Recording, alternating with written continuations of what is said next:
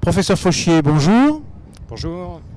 Nous avons projeté de discuter des nouvelles recommandations sur la fibrillation auriculaire qui sont publiées à l'occasion de ce congrès. Une des 5 recommandations, je crois, sorties à ce congrès.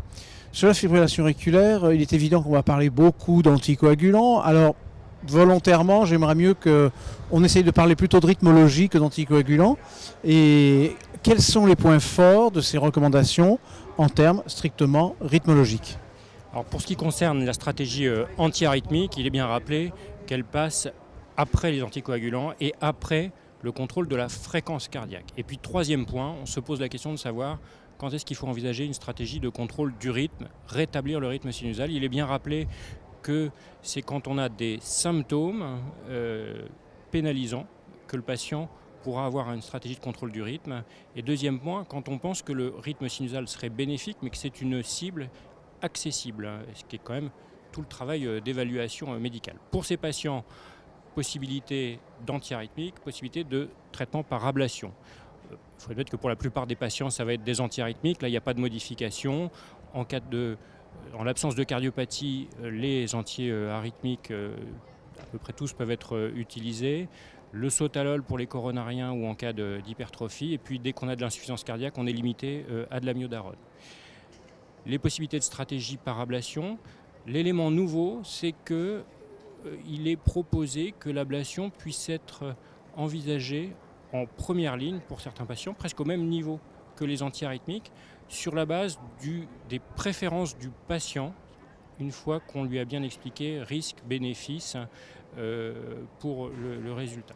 Il est bien entendu que ces procédures et cette stratégie antiarythmique, c'est un bénéfice en termes de symptômes, pas un bénéfice sur des critères durs de mortalité.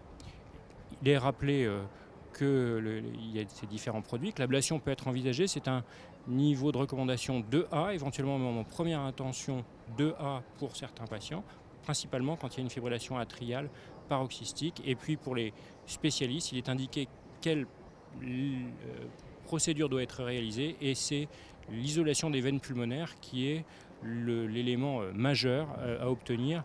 Les autres lésions doivent être faites par des spécialistes et ont un bénéfice qui est parfois obtenu, parfois moins. Donc c'est quelque chose qui reste, on va dire, plus accessoire et ce sont des lésions qui se font de deuxième intention. C'est une isolation des veines pulmonaires qui doit être faite pour ces patients quand on envisage une stratégie de contrôle du rythme. Décision finalement assez lourde. Est-ce que identifier les patients chez lesquels vraiment il y a une gêne, parce que les patients se plaignent normalement, mais est-ce que c'est facile ou est-ce qu'on peut se tromper? C'est tout l'art de la médecine. On revient sur l'échelle de symptômes proposée par la Société européenne qui avait eu un succès modéré, mais je pense que c'est vraiment la difficulté, c'est d'évaluer non pas les symptômes, mais la sévérité des symptômes. Est-ce que c'est vraiment extrêmement pénalisant?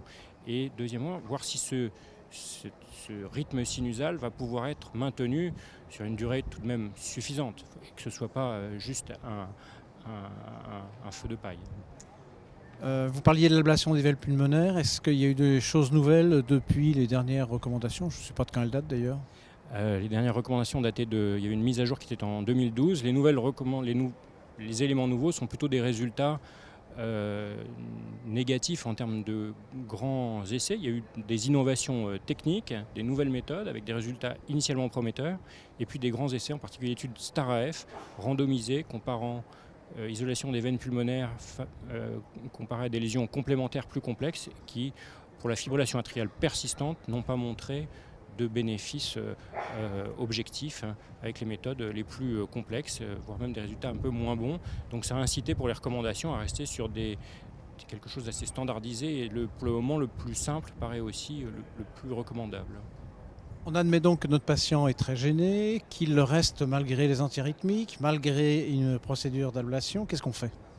C'est le mérite des auteurs des recommandations de s'être attaqués à ce problème et d'avoir proposé un tableau, quoi faire en cas d'échec des antiarythmiques, en cas d'échec de l'ablation, en cas d'échec des deux, avec un algorithme qui est créatif, on va dire, mais de ce qu'on peut envisager. Réévaluer la nécessité de contrôle du rythme, réévaluer la possibilité de mieux contrôler la fréquence, envisager des solutions d'ablation répétée, des solutions complexes d'ablation chirurgicale, proposition d'un Heart Team, une réflexion presque pluridisciplinaire pour trouver le meilleur arbitrage au cas, par patient, parce que cette stratégie de contrôle du rythme, je ne dirais pas qu'elle est destinée à échouer, mais c'est très souvent que l'on doit faire avec les récidives et changer partiellement les fusils d'épaule et trouver de nouvelles solutions.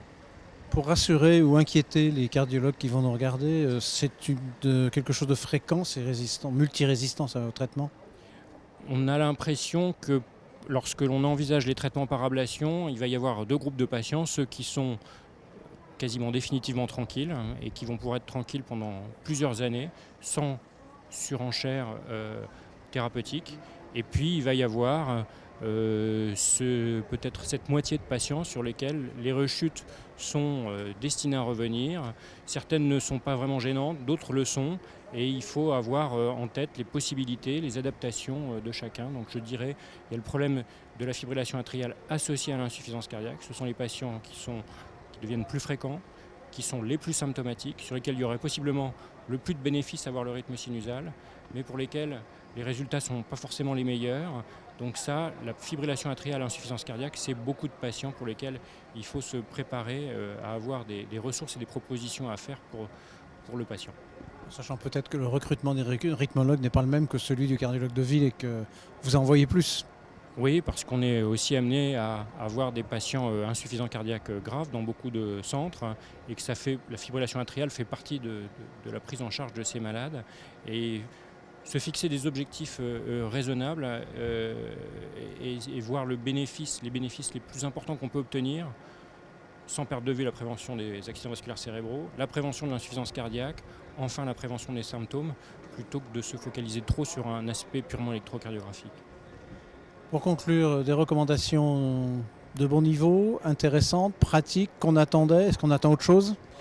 Quelques éléments nouveaux, ce n'est pas des éléments de révolution, mais je pense peut-être une vue plus pratique et peut-être qui répondra à certaines questions manquantes, probablement une vue moins dogmatique des stratégies antiarythmiques par rapport à ce que ça a pu être il y a une dizaine ou une vingtaine d'années. Oui, ça c'est l'élément nouveau dans ces recommandations possiblement. On souhaite que ça s'applique à toutes les autres recommandations finalement. Le plus possible. Merci beaucoup. Merci beaucoup.